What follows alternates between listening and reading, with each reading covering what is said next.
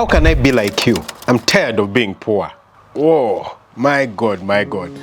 I mean, this is really crazy. So guys, a while back, we had a Q&A. I mean, it's been a while right now, yeah? Maybe close to 2 months. And people dropped a lot of questions. This was on X, this was on YouTube. I tried to go through some of the questions and give you guys some answers. But I mean, the questions were too many and there's just no way I was going to get done with them. But recently, I was, going through some of the questions that people did ask. And I thought to myself, I think I need to go back and, answer a few more of these questions, or quite a number of these questions, because I noticed that some of them are really painful. Yeah, really, really painful. And I would love to offer some form of solutions, some form of answers, so that, your farm, your life outside there can get changed. So come on, let's dive right into it. I'm going to try and answer as many of them as possible. Hopefully it won't take a really long time. So let's dive right into it. So the first one is, how can I be like you? I'm tired of being poor. I have work, but a small salary, not enough to sustain my food every day. My God, my God. I mean, that's like the worst point you can be at, yeah? When you don't have enough to sustain your food every day, because honestly, the basic requirement in life is food. It's nothing else. I mean, it's the most basic of requirements, food and water. After that, we can do clothing. I mean, if I had to choose between food and clothing, I would choose food, yeah? We can do clothing, we can do shelter, we can do all the other stuff, yeah? But if you don't have food, if you can't afford food every day, then that's really terrible. But the good thing is that you're making some money, yeah? So the question is, how can I be like you? I mean, this is, I would say, quite an interesting question. So when you say, how can you be like me? Are you talking about, having money, like I do have money? Or you're talking about, character and nature, being creative? I'll tell you the one thing that has personally made me who I am, yeah? Yeah, I've certainly been at your point, actually, yeah? Because when I was at the university, I had issues. I mean, even getting food, yeah? So, when you're at the university, I personally got a government scholarship. They'll give us cards for our meals at that time. But I didn't have like a lot of other basic requirements. So what I would do is that I would sell my meal card and exchange it for, buy clothes and stuff like that. Now that was really crazy because the time would reach when I barely had money for food and stuff like that. And this is when resourcefulness comes in. I mean, if you are the most basic of this stuff, you can't think about starting a big farm or, huge stuff. Yeah, it's about survival. It's about dealing with what you have. Now, if you're at this point, you have to try and make use of two things. These two things are, number one, your time, and number two, resourcefulness, i.e., come up with innovations. So the first thing is your time, yeah? Most probably, if you're not like a business person, you're not making huge amounts of money, you have a lot of time. You have a lot of time. Now, you want to utilize your time. How do you utilize your time? Utilize your time in two things. Number one, utilize your time to learn as much as possible. Yeah, learn as much as possible. For me, during that time, while I was broke and all this stuff, I was utilizing my time to get skills, whether it's learning a foreign language, learning video editing, learning photo editing, learning anything that I could learn that could be useful. Yeah, I wasn't spending time on social media. By then, there was no TikTok. I think there was X or Twitter, but it wasn't a big thing. I think the main things those days were like Instagram and Facebook, yeah? And I personally would never spend my time on those things. Now, of course, I didn't even have the money to spend, to buy internet or stuff like that, to spend on those things.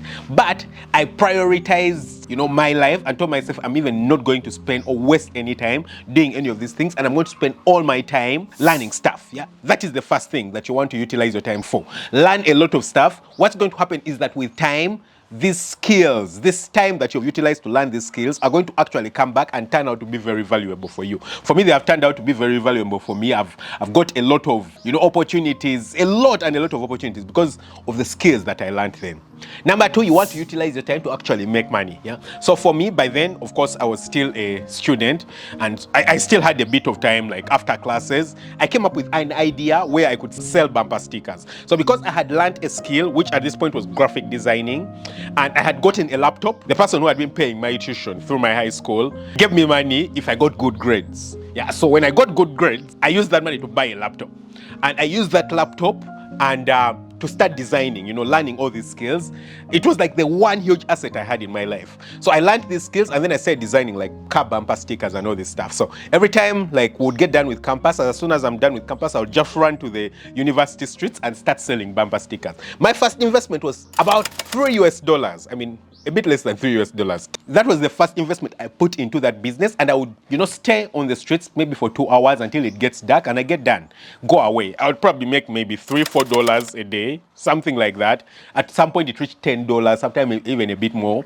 But I mean, I was making money. So because I had time, those are the two resources I had. So you want to utilize your time. Yeah, you want to utilize your time as much as possible. But secondly, you want to be resourceful. You want to be creative. Yeah, so you need to sit down and come up with alternative ideas. All the different ways that you can make money. Yeah, first of all, you have to work harder than everyone else. So you want to work really, really hard. You can't just be like everyone else who has money. Yeah, for you, you're broke, you don't have money, life is hard, you're stressing, you're struggling, you can't get food, you need to work harder than other people. That's it, yeah? So if other people are putting in 4 hours of work, you're going to put in 8 hours of work. If they're working 8 hours of work, you're going to put in 10 hours of work. You need to work harder than them to even be on a leveled playing field, yeah? You're probably doing one job, you're working somewhere, they're paying you some money, what you're utilizing to get a bit of feed. What I advise you is look for other jobs. Look for them. I mean, I understand that it might be quite difficult, you don't have a lot of skills, but if you can get a job that pays you even a little bit more,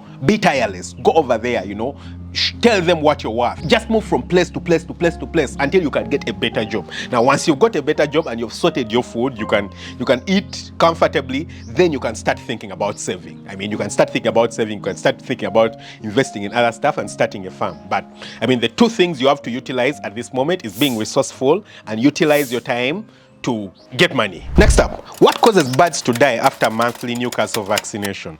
Well, that's not a normal occurrence, 100%. And honestly, I won't tell you what causes your birds to die after you've given them a monthly Newcastle vaccination. If you follow the trend, and it always happens after the Newcastle vaccination, then you need to be really cautious. I mean, a Newcastle vaccination shouldn't be killing birds, yeah? If you're giving the birds the vaccine when the birds are healthy, because never give a vaccination when birds are sick or stuff like that, yeah? Never give them.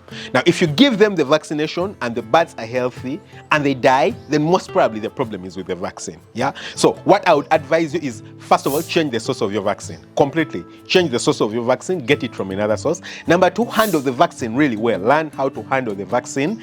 And then if you do those two things, and then the birds continue dying after the monthly Newcastle vaccination, then you probably need to get a vet in to come on the farm, because I mean, I can only do so much from far away. So you probably need to get a vet to come around and do actual examinations from around for you to confirm exactly what the problem is for you, okay? Will there be any more free live poultry masterclasses? Yeah, for those of you who don't understand what this is talking about, I've been running free live poultry masterclasses about how to start and build a poultry farm that can make you anything between $5,000 to $15,000 every month. And these have been in-depth masterclasses. They last about 45 minutes. They've been really great. I mean, people do love them, and they offer way more information than the information that I usually talk about on the YouTube channel. They're way more exclusive. If you don't understand how to start a farm, I talk about how to manage the feeding on the farm, how to deal with sales and things like that. So if you haven't attended one, I'll be offering another one very soon. So I'll leave a link in the description about how you can join. These are really great. So just click on the link in the description. I mean, the spaces are quite limited, so it's very important that you book in right now if you haven't attended one. And I can't wait to see you right there. So how do you prevent inbreeding between goats and cows? Well, I hope you're meaning like inbreeding in goats and inbreeding in cows, because I don't expect goats and cows to mate, yeah? So it's plain and simple. You just need to make sure, number one, you separate the males. So if you do have young males that are starting to grow up, you need to make sure that you either castrate them, so you sterilize them, castrate them, whatever it is, or separate them, so they should be in two completely different flocks. That prevents inbreeding. It prevents, the young guys from mating with their sisters or their parents or stuff like that. The second thing is make sure that you replace a male every so often, yeah? So it's great for you to replace your male at least every year, yeah? Because usually if you do have a flock and then you do have a young one that delivers, or a mother that delivers, it will take about 6 months the other one to develop. And now we calculate that it has taken you maybe 4 months while it's pregnant, then 6 months for it to develop and get to the point where, it's ready to be mated. So roughly 1 year is enough for a male to be in a flock and make sure that he doesn't mate with its children. You understand? So you need to make sure that you consistently change the male that you do have in the flock. Those are the two things. So can you help me with the contact of someone who knows how to brood professionally? I mean, this is one of those things I find which is really crazy. Yeah, why do you want someone to teach you how to brood? I mean, like to brood for you. Forget about teaching you how to brood. Yeah, I mean, I've made a lot of videos when I'm personally brooding. I mean, even day 1, day 2, day 3, day 4. I mean, you know, the first entire week, then all the monumental days that do happen. Yeah, why do you want to go to someone to teach you, or why do you want to get someone to brood for you professionally? Number one, how do you even trust that they are professional? Yeah, you just want to bring their mistakes into your farm. So I think it's better that you actually do learn how to brood yourself and don't rely on getting people you know, to come and brood for you. My village chickens are dying. I don't know how to treat them. If you have any idea, please teach us. I don't want to lose them again. Okay, so guys, it's like I mean, I've talked about this again quite a number of times. Yeah, it's like you thinking, and you have a family, you have children around, and one of the children dies. Yeah, and then a second child dies. And then you start thinking to yourself, well, I think I need to go to medical school to learn how to treat illnesses. Yeah? Is that like the best way to solve this problem of the children dying? No. You need to find out what the hell is causing them to get sick and die and prevent that. It's not about going to school, waiting for them to get sick. You become a doctor, wait for them to become sick, and then you treat them. No, it's about prevention. Yeah? So you're trying to figure out how to treat your chickens. No, you're focusing on the wrong thing. You need to focus on how to prevent your chickens from getting sick. That's the problem you do have, yeah? And those are the things I talk about on the channel. I mean, things like vaccination, things like, you know, proper biosecurity, things like proper feeding, things like proper management on the farm. Those are the things you need to pay attention to. And if you do have those things sorted out, then you'll not have diseases being introduced on your farm. So again, I mean, that's not something we should focus on. Yeah, focus on preventing diseases. Prevention is always and will always be better than cure. Yeah, don't waste your time trying to learn how to treat the chickens. I mean, I've raised chickens for a long while, and I'll probably have a disease outbreak maybe one in 1 year, once in 2 years, or once in 3 years. Yeah, that's manageable. Yeah, and for that one time, if I don't know how to treat it, I can call a vet and they can come and treat it. But I just don't need to have the vet around, or I don't need to know how to treat diseases the entire time, because I'm focusing on the right thing. Yeah. So I'm asking if I can start a farm of 1,000 birds on a plot of 100 by 100. Yeah, perfect. 100 by 100 is big enough for you to do 1,000 birds. Of course, the only problem is not the size of the plot, but your neighbors. Yeah. So first of all, depending on the type of system you're using, it could be smelling around, it could make noise, the chicken house could make noise. That is number 2. Number 3, I mean, the place, since it has commotion and a lot of this chaos around, it might not be, I mean, environmentally secure. I would say like great biosecurity. You might not have the best biosecurity around. So whilst it's very possible for you to do chickens on a 100 by 100 plot, you need to make sure it's a bit isolated. It's in a place where you can implement all these things, whether it's biosecurity, whether it is, you know, all the other stuff, so that you don't have disease breakdowns or you don't have any other issues that come with having a poultry farm in a tight neighborhood. My layer chickens are already 7 months, but only 10% in terms of laying. Should I keep it or dispose them? What did I do wrong? I mean, you could have done like a million things wrong. Yeah. So 7 months would be what? What's 7 times 4? 28 weeks. Yo! At 28 weeks, you should be like at peak production, proper peak production. Yeah. So if you're at, yours should probably be about 29 weeks. Yeah. Because I mean, a month is more than just 4 weeks. Usually, it's about 31 days. So maybe 29 or 30 weeks for you. Now that's really crazy. Yeah. So should you keep them? First of all, you need to identify what the problem is. What is the problem that caused the birds to get to this point? And I mean, the problem could have been very many things, yeah? Very many things. It could have been the management, it could have been the feed ratio or the feed rations, it could have been the content of the feed itself, the mixture, it could have been that your birds got sick, it could have been that they didn't have enough space, it could have been that they were not drinking enough water. I mean, it could have been like a billion or a zillion things, yeah? So you need to identify, I mean, you first of all need to understand how to raise chickens, yeah? So you just don't know what to look out for. I mean, this is something that's very common. I mean, currently I do have the Farm Up Academy ongoing, and I have a lot of people who have joined. And for the people who join, a lot of times the biggest problem that they face is, you know, they start raising chickens and they just don't know how to raise chickens. They don't know what to look out for, what to not look out for. I mean, it's a lot of stuff. It's like crazy a lot, the number of things you need to look out for, yeah? And if you don't know how to raise chickens, then you need to learn the basics. I mean, you need to know how to raise chickens, plain and simple, yeah? And once you do understand that and you know how to raise chickens, watch a lot of my YouTube videos, you can join the academy, then you'll come up with all the information, the proper information that you personally do require to ensure that you don't have, you know, chickens dying, so that you don't have, you know, all these problems with production. At this time, you should be making crazy amounts of money. You shouldn't, you know, be at 10%. That's really crazy, yeah? So, should you keep it or dispose? I mean, you need to understand, yeah, how bad the damage is and how reversible the damage is, okay? How do you manage business in times of low demand? Yeah, this is a crazy one. I mean, sometimes some things you can't control. For example, low demand. How do you control low demand? Yeah, you can't prevent low demand from coming around because, I mean, you can't control the market. Maybe people are broke. Maybe, you know, maybe a lot of things are happening. Maybe it's COVID-19 or things like that. So it's quite difficult for you to control some of these things. But the most important thing is that you need to remain profitable. So how do you then remain profitable in times of low demand? By maximizing efficiency. For example, if we have a time of low demand and my farm is laying at 90%, I should be able to survive because I can lower my prices so that I make more sales and I still have margins on the farm, yeah?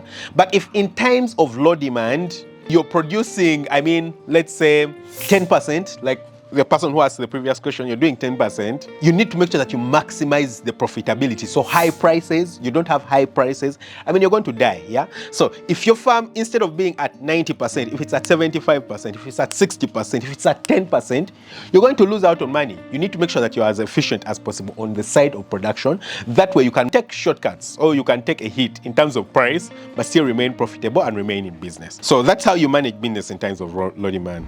In my own village, local birds are in high demand, and I found out it's costly to raise local birds because they take long to gain weight.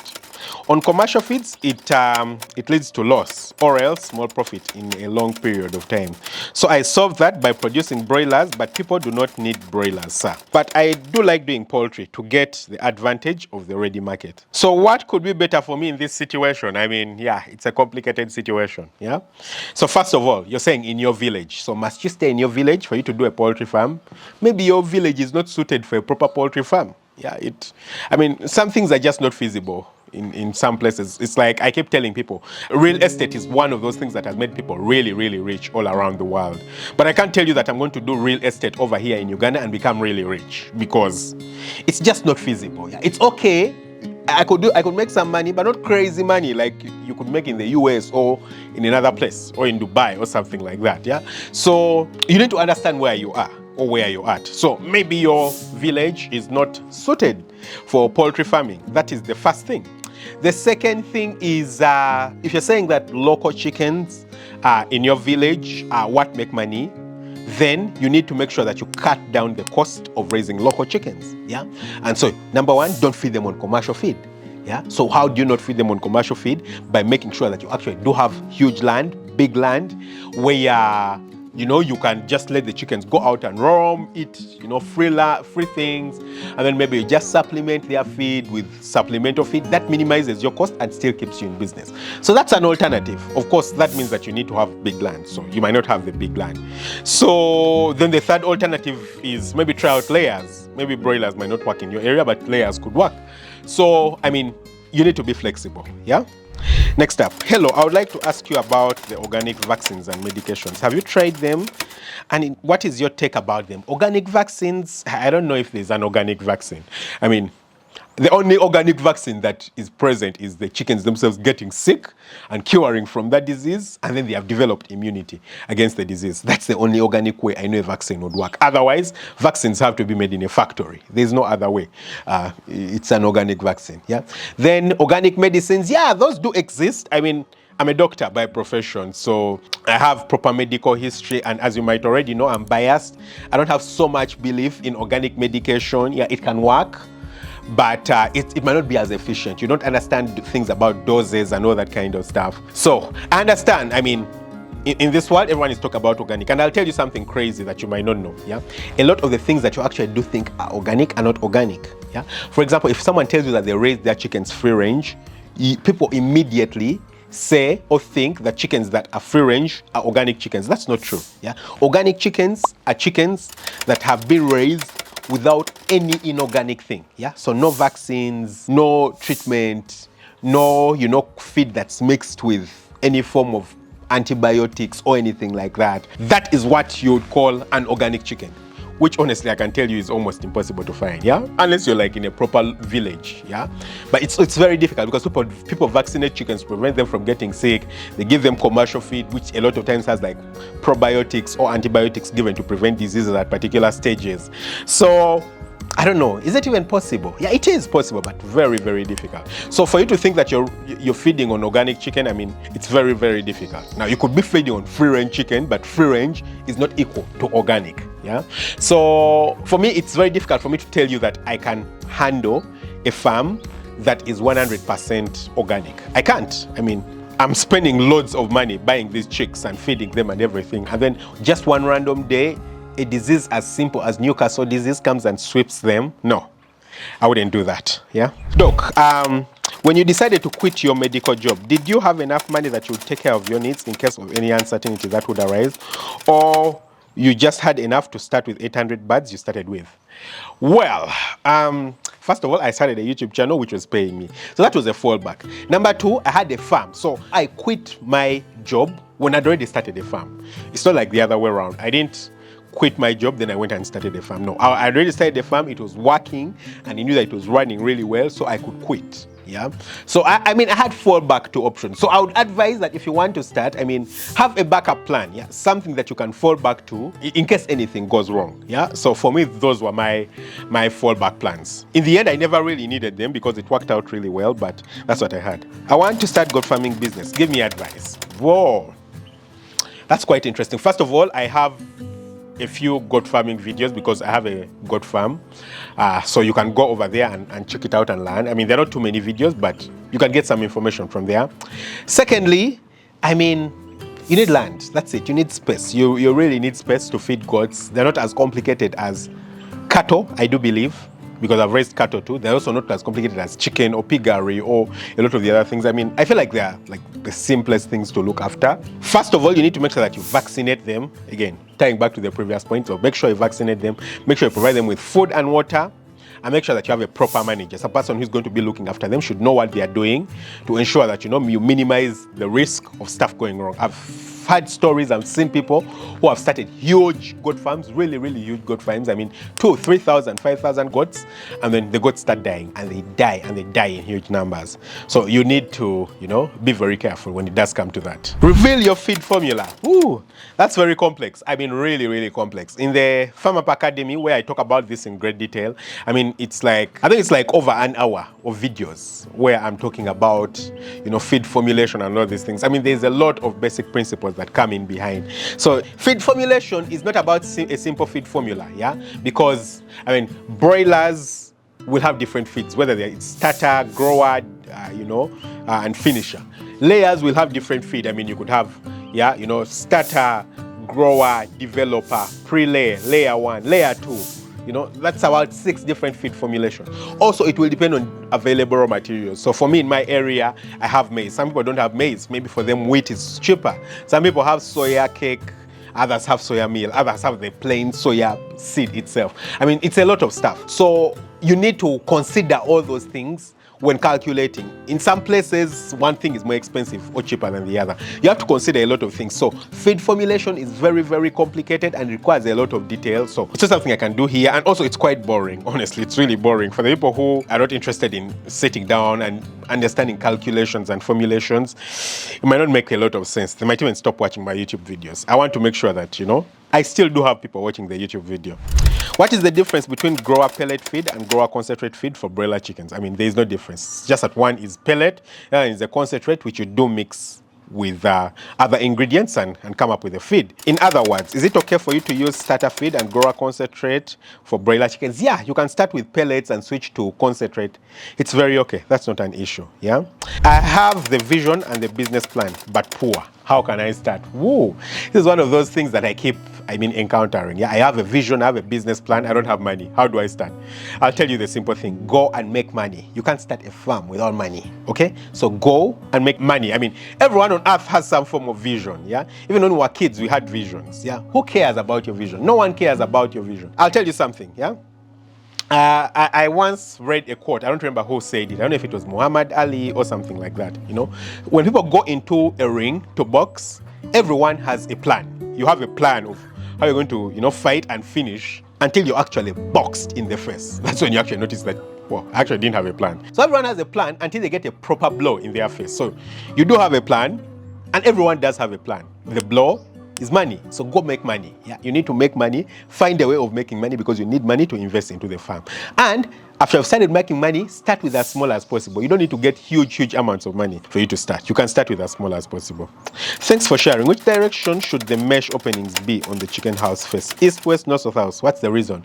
So the house along its length should be running from the east to west direction. That means the mesh should be on the north and south direction. Yeah, so the width or the shorter distances of the house should be in the east-west direction. And the reason is that it minimizes the entry of sunlight into the chicken house. You don't want direct sunlight entering your chicken house because when it does, it can cause things like compiling. Birds compile, they come together, they start dying. Also, if sunshine comes inside the house, you have a lot of temperature changes inside your house because at some point the sun is coming in, it gets really hot, and sometimes the sun goes away, the temperatures cool. So there is a lot of temperature variation inside your house, which is not great for efficiency because then the birds are going to spend their time regulating their temperatures instead of actually putting on weight and laying eggs and things like that. Yeah, so orient your house in the east to west direction.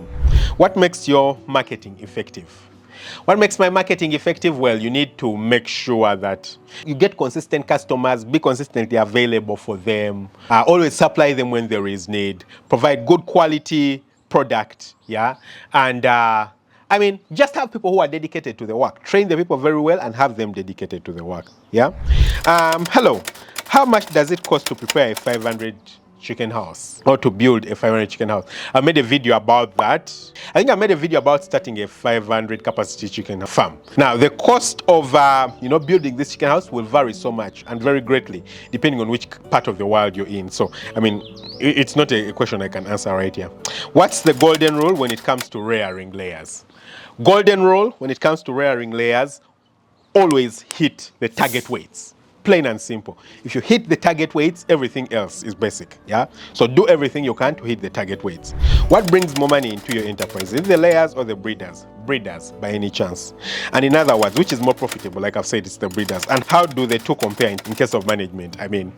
Yeah, usually the bigger the margins or the more profitable something is, the riskier, the more complicated, and the harder it is. Same exact thing. Raising breeders is very complicated. Very few people can handle it. Very few people can manage it. It requires a lot of money to invest into it. It requires a huge infrastructure, great connections, great logistics, and all that kind of stuff. So, yeah, but it's still way more profitable, yeah? How long did it take for you to be monetized on YouTube for your first channel? Well, this is off topic, but I think it took me 4 months. Yeah, 4 months, because I think I started in March or April, and I think I was monetized by end of July. So 3 to 4 months. Can you open a mentorship program for us who want to learn hand-on skills to stay and work on your farm for a few weeks? Of course, we pay. Well, this is something a lot of people have asked me, and honestly, I don't think I can do that. Yeah, I don't, because I think I'll do it later on when I'll probably create a demonstration farm. But this is a commercial farm, it's a business, and having people come in for me is a risk. Yeah, it's a risk in terms of disease. And so it's quite difficult for me to allow that. But there's another way, which I personally believe is even a better way than you physically coming over here. That's the Farm Up Academy. So you can check it out. How do you easily raise capital for these huge projects? Well, by working really hard. It's not easy. I don't easily raise the capital. Working really hard, don't take the money out. Sometimes I get money from out, from other businesses, whether it's a YouTube channel or other stuff that I do. You can take a bank loan. I've taken bank loans twice, and it has worked. Yeah, it's not something I advise you to do starting out. You can avoid it, but yeah, it can work. I've been inspired enough, thanks to you, doctor, and I now believe it's time to get started. However, my nature of work currently dictates that sometimes I'm up country for 2 weeks. How best can I put in place to manage my farm after starting for better results? It's all about systems. You need to make sure that you actually develop proper systems that you can utilize on the farm. Yeah, a farm is a business. I mean, it's not just chilling over there. It's a business. You're trying to make money out of it. And when you start your farm, you want to make sure that you give it your biggest chance of success, and you want to be able to expand, and you want to make sure that the farm runs in your presence and in your absence. So you need to make sure that you develop it like a business, do proper, processes, develop proper processes, proper reporting processes, use templates, use sheets, use a lot of stuff to ensure that the guys can follow through and you get the best results out of it. What motivates you as a farmer? Well, generally, what motivates me in life? Because what motivates me as a farmer is what motivates me in everything else I do. Yeah, I believe what motivates me is I want to have a bright future. I want to have a better tomorrow than today. Yeah, I don't want to have regrets in life. Yeah, and for me, the way I believe I wouldn't get regrets is at least I put in the hard work. Even if I fail, I know that I put in the hard work. I know that I tried. I know that I worked towards it. Yeah, you want to put in the hard work. So that's what really motivates me. Knowing that if I work hard, if I put in all this effort, if I do these things, I can change the world. I can change my life. Of course, changing the world in the end is going to come back to changing myself. If I want to change myself, I need to be able to do something that can impact the world. Whether it's providing foods for my community, whether it's training others on what I'm doing, it's all about providing value to community, and that's what's going to bring results that in the end are going to change my life. So I hate begging. Yeah, I hate begging. I really hate begging. Yeah, I try to avoid to borrow and beg as much as possible. I don't like it, and I don't want to be a problem to other people. So I want my family, I want those who depend on me to be able to have whatever they need. I don't want them to lack. I want to be able to train them, to motivate them, to inspire them, and that's by working. But also, in case someday I leave this earth and the Lord takes me to be with Him, I want to know that I left something for them that they can pick up on, and I didn't just work and leave them with nothing. Yeah, so I want to leave them with stuff that they can go ahead with, that they can utilize to completely flip their lives around. So that drives me so much. It motivates me so much. Yeah. What's the minimum land size for a commercial poultry project? There's no minimum land size. I started my farm on my dad's land, and it took up about maybe a plot. Yeah, maybe on like a plot of like 100 by 100. Something like that. So there's nothing like minimum. It just depends on the number of birds that you think you can handle, start out with. The most important thing is that you do have an expansion plan. Yeah, that's the most important thing. So ensure that you probably do have some land nearby where you can expand into in case you're growing and you're expanding. Yeah, that will give you a huge benefit. Now I hope you guys have enjoyed this. If you didn't watch the first Q&A, I'll leave a link to that video right here so that you can check it out. Don't forget to hit the subscribe button, smash the notification bell. Catch you very soon with another video. I'll go out and just enjoy the farm. It's very beautiful right here. Very, very beautiful. Lots of love. Bye-bye.